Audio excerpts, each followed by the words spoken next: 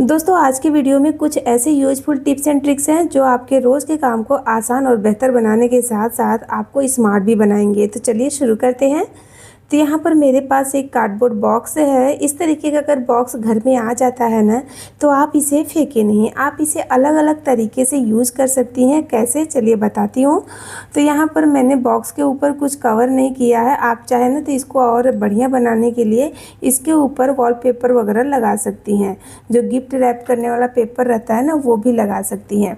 तो यहाँ पर इसके लीड पर ना इस तरीके से एक छोटा सा कट लगा देंगे। तो यहाँ पर देखिए चारों तरफ से इसे घुमाते हुए ऐसे कट लगाना है। कट एकदम परफेक्ट लगाइएगा कि बीच में रहे और इस तरीके से बन जाए।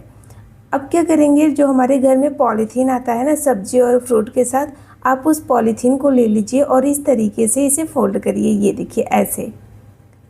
तो अपने हिसाब से इसे फ़ोल्ड कर लीजिएगा, मगर लंबाई में ही फ़ोल्ड करना है। फ्रेंड, अगर कुछ यूज़फुल टिप्स एंड ट्रिक्स का हम सहायता लेते हैं ना, तो हमारा किचन भी ऑर्गेनाइज रहता है, घर भी सुंदर रहता है और हमारे घर में पॉजिटिव ऊर्जा भी रहती है। देखिए, किचन अगर सुंदर रहता है, एकदम परफेक्ट ऑर्गेनाइज रहता है ना, तो होता ये है कि हमें काम करने में भी बहुत ही अच्छा लगता है। तो देखिए इस तरीके से लंबाई में इसे हमें फोल्ड करना है। फिर नीचे की साइड से इस तरीके से हमें इसको लपेटना है और हैंडल में दूसरा पॉलीथीन इस तरीके से फंसा लेना है। आप चाहे तो दोनों हैंडल में फंसाइए या फिर एक में फंसाएंगी तो भी चलेगा।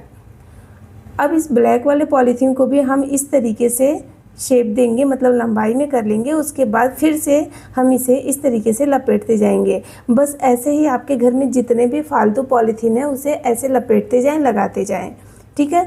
अब इसे हम इस बॉक्स के अंदर डालेंगे और जो होल हमने बनाया है, कट लगाया है, उसमें से इस हैंडल को निकाल लेंगे।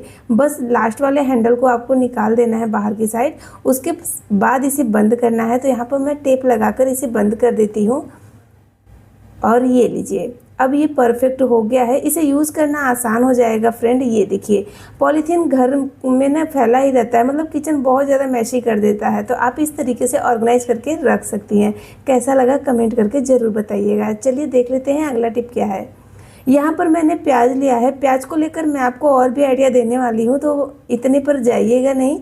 तो यहाँ पर देखिए, जब हम प्याज को काटते हैं ना, तो आँख में बहुत ज़्यादा इसका जो गैस रहता है ना, वो लगता है, मतलब एक अजीब सा जलन होता है, आंसू भी आने लगते हैं। तो ऐसे नहीं काटे। जब भी आपको प्याज काटना हो, ज़्यादा मात्रा में काटना हो, जैसे पकौड़े वगैरह बनाना है, तो आप ना बस 10 मिनट के लिए प्याज को इस तरीके से फ्रिज के अंदर रख दीजिए। टाइम नहीं है तो 5 मिनट के लिए फ्रीजर के अंदर भी रख सकती हैं। ठीक है।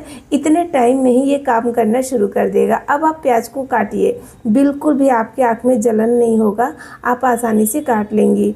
और बहुत ज़्यादा जलन होता है, मुझे तो होता है, तो मैं ऐसे ही करती हूँ। आप भी ट्राई करके ज़रूर देखिएगा। और जब ज़्यादा मात्रा में प्याज काटना रहता है ना, तो बहुत ज़्यादा प्रॉब्लम होता है। चलिए प्याज काटने का तरीका बताती हूँ। अगर हम ना पकौड़े वगैरह के लिए इस तरीके से चाकू से प्याज काटते हैं ना, तो कोई मोटा कोई पतला कट जाता है। ज़्यादा मोटा रहता है ना, तो पकौड़ा जो रहता है ना, वो क्रिस्पी नहीं बनता है। तो आपको अगर क्रिस्पी पकौड़ा पसंद है प्याज का, तो आप ना इस तरीके से चाकू का नहीं, पिलर का इस्तेमाल करिए। पिलर से इस तरीके से पील करते जाइए। ये देखिए, एकदम बराबर शेप में ये कटता भी है और एकदम पतला रहता है। पतला रहने की वजह से जब इसे बेसन में जब डालेंगे ना, तो बेसन इसका मॉइस्चर पूरा सोख कर लेता है और बाद में पानी नहीं छोड़ता है। क्योंकि बहुत ज़्यादा पतला रहता है तो तुरंत ये पानी छोड़ देता है। और देखिए, दोनों की साइज़ में आपको नज़दीक से दिखा रही हूँ, बहुत ज़्यादा डिफरेंट रहता है फ्रेंड्स। तो जब भी आपको ऐसा पतला स्लाइस चाहिए ना, तो आप पिलर का इस्तेमाल करें। यहाँ पर मेरे पास एक स्पॉन्ज पड़ा है। स्पॉन्ज ये ना मतलब बहुत ही बढ़िया यूज में आ गया। तो चलिए बताती हूँ कैसे। तो यहाँ पर मेरे पास एक छोटी सी डिब्बी है। हम इसको ले लेंगे और स्पॉन्ज के ऊपर रखेंगे और इस तरीके से इसके शेप में इसे कट कर लेंगे। अगर सर्कल शेप में है तो सर्कल में कट करें, अगर स्क्वायर में है तो स्क्वायर में मतलब कट कर लें। ठीक है।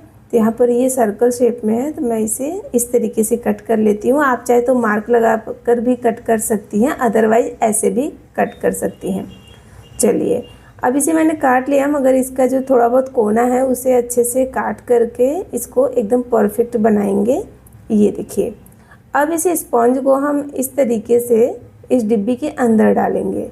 एकदम अच्छे से इसके अंदर डालकर एकदम फिक्स कर देंगे। ये देखिए, बहुत अच्छे से हो जाता है। और अभी आप देख सकती हैं अच्छे से फिक्स हो गया है, कुछ चिपकाया वगैरह नहीं है, बस इसके अंदर डालेंगे ना तो अच्छे से ये सेट हो जाएगा।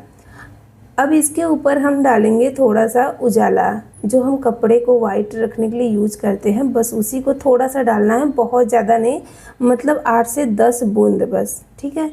अगर ज़्यादा डाल देंगे ना तो दिक्कत आ जाएगा। अब यहाँ पर मैंने इसमें डाल दिया है। अब इसे यूज़ कैसे करना है चलिए बताती हूँ।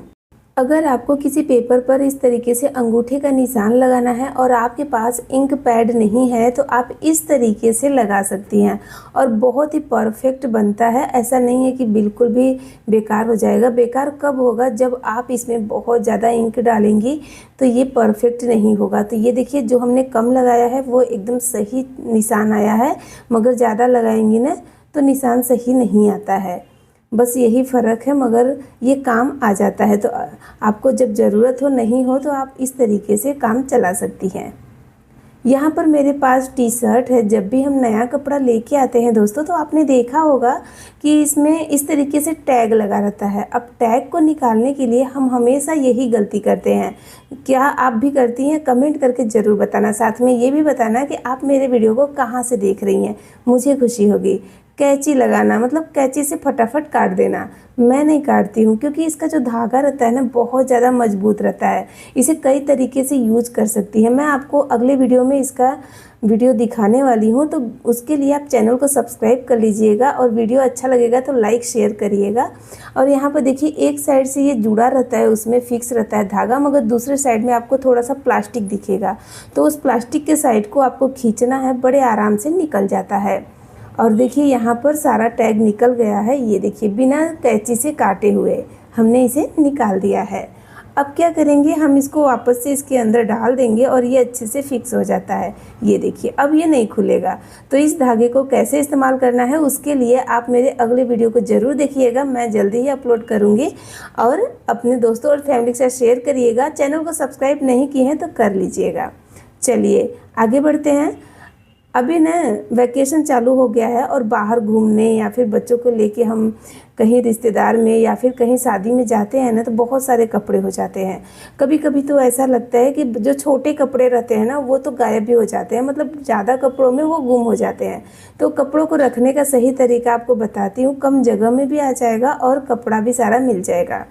तो देखिए टी शर्ट को आपको इस तरीके से फैलाना है, नीचे की साइड से थोड़ा सा फोल्ड कर देना है अंदर की साइड, करीब 6 से 7 अंगूर के जितना।